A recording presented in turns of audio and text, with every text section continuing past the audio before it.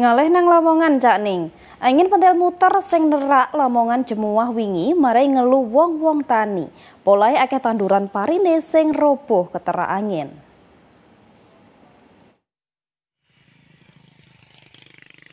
Puluhan hektar tanduran pari nduk Kecamatan Sukodadi Lamongan rubuh samarine keterak udan deres barek angin pentil muter Jemuah sore wingi.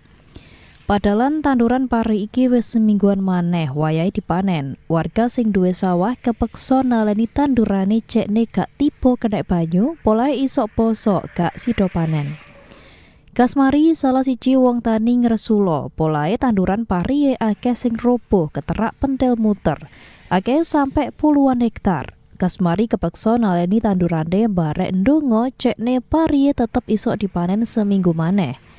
Nduk mangsa panen raya iki wong-wong tani nduk Lamongan wayahe seneng-senenge. Iki polahe kapahe payu didol luwih dhukur dibandingno HPP utawa harga pembelian pemerintah. Zulkifli Zakaria, JTV.